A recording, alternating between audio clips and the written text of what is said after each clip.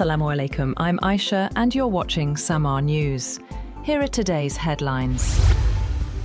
Islamabad is in the global spotlight today as crucial talks between the United States and Iran are set to begin. With world attention fixed on Pakistan, top leadership from both nations has gathered for what could be a defining diplomatic moment. The US delegation, led by Vice President Vance, has touched down in Islamabad. The delegation also includes Steve Witkoff and Jared Kushner. Meanwhile, the Iranian delegation has already reached Pakistan late last night.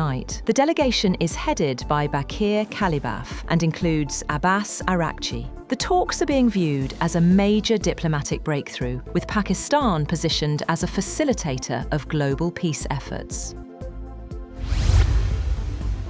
A high-level US delegation has reached Pakistan for negotiations with Iran. With both sides already in the country, expectations are rising for a possible diplomatic breakthrough. The delegation is led by US Vice President Vance, along with Special Envoy Steve Witkoff and Jared Kushner. Welcoming the US Vice President, Dar commended the US commitment to achieving lasting regional and global peace and stability. He also expressed the hope that parties would engage constructively and reiterated Pakistan's desire to continue facilitating the parties towards reaching lasting and durable solution to the conflict.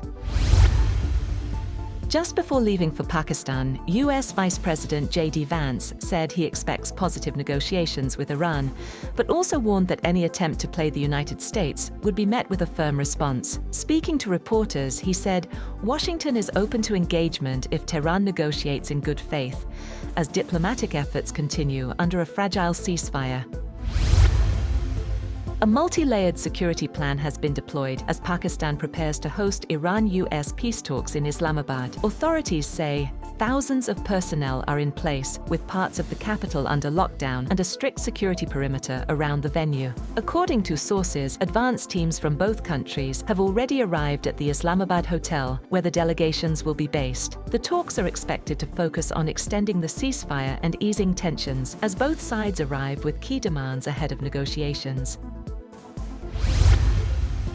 Trump has said that a peace deal with Iran may be within reach, even as tensions simmer on the ground. He said he is very optimistic that a deal with Iran could soon be achieved, speaking in a phone interview with NBC News. He claimed Iranian leaders adopt a more flexible tone in private discussions compared to their public statements. Also, during a phone call, Trump urged Israeli Prime Minister Benjamin Netanyahu to scale back military operations in Lebanon to support peace efforts. He later confirms the conversation, saying he spoke to Netanyahu and he's going to low-key it. Also, Trump has declared Iran militarily defeated and vowed to reopen the Strait of Hormuz soon, with or without Tehran's cooperation. Speaking to the media, Trump said both the war and ongoing diplomatic efforts have a single objective: preventing Iran from acquiring nuclear weapons. He asserted that Iran has been defeated on the battlefield, leaving no need for a backup strategy. He said the country's military capabilities have been severely degraded. A major focus of Trump's remarks was the reopening of the Strait of Hormuz, that he insisted would be fully operational soon. Iran's new supreme leader, Mujtaba Khamenei, is still recovering from severe facial and leg injuries suffered in the airstrike that killed his father at the beginning of the war. 3 people close to his inner circle said Khamenei's face was disfigured in the attack on the supreme leader's compound in central Tehran, and he suffered a significant injury to one or both legs. They added that the 56-year-old is nonetheless recovering from his wounds and remains mentally sharp.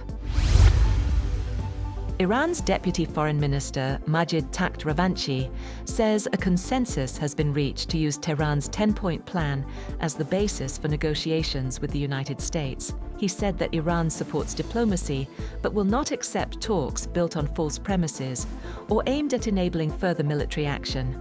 The plan includes maintaining control of the Strait of Hormuz, lifting sanctions, and a US military withdrawal as both sides prepare for talks in Islamabad. Meanwhile, Iran's parliament speaker Mohammad Bakir Kalibaf says key conditions must be met before negotiations can begin. In a post on social media, he called for a ceasefire in Lebanon and the release of Iran's blocked assets as prior commitments. Kolobaf warned that talks should not proceed until these steps are implemented, as disputes continue over ceasefire terms and ongoing hostilities.